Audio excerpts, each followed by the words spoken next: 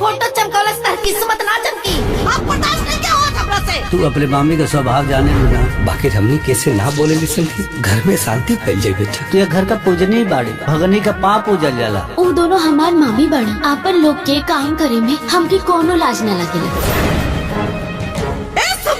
कोनो खातिर इतना पाउडर पता तारो, हीरोइन बनल कब करा। चल जाओ जैसे। हर जाला मनवा के ममता, नीमन लिख ले न बोली पराई बेटी, केहू के आपन न होनी। ये चप्पलवा कौन सीधा करी? तहर मरल का बाप। पराई बेटी हमें कपड़ा प्रेस नहीं किला। के आपन न हो।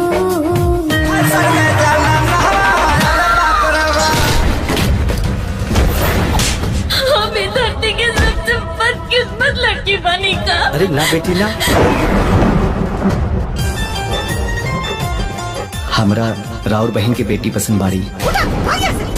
अब राउर बेटी हमरा पसंद ना आयल तो हम का कर सकीला? दादा होते देख मुंह में फोड़ा पड़ जाए। अब इतना निम्मल भी यार, ते मेकर कौन दोस्त? पहिलका से कमाल के परिवार लेके आई बानी। औ देखी लड़का दूगो भाई हम आई बा। जौन धन तौन महादेव जी के। जब मन मिल जाला तो समझ धन मिल जाला। जब ब्याह के बात आई पहले अपना बेटिया के ब्याह करो तरन। अपने ससुराल के मिठाई कब खिएबू ए बबनी? तोहर मामा मामी तोहर ब्याह बूढ़ भइला पे करी है का? असही चुप रहबू, समय निकलला के बाद तोहरा के कुकुर भी ना पूछी।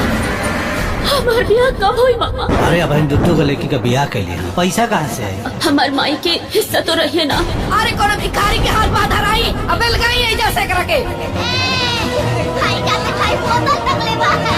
ही रहा दूल्हा, देख ला।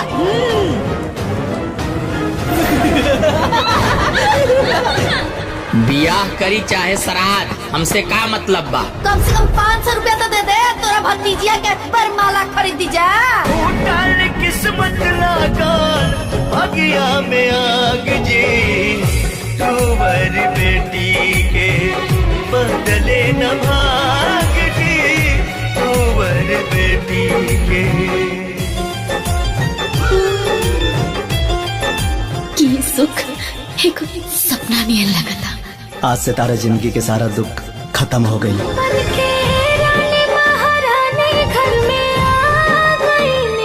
जैसान सपनों में सोचले न रहनी, वैसने हम पा गईनी।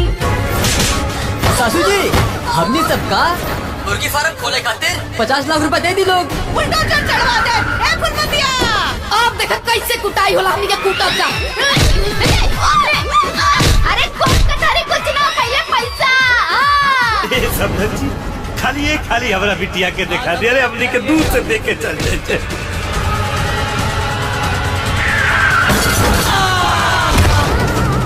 हमारे मामा जी लोगन के इलाज काहे नहीं के हो? अभी इनका पैसा नहीं जमा हुआ है। हम सब करो।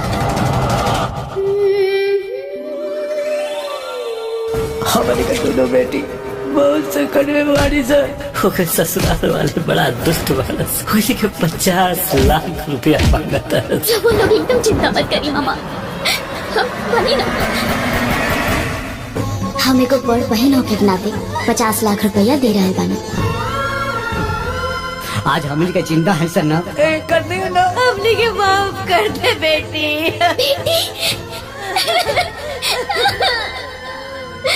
हमने के तीनों जाने के सुख के फूल फुला गए जितने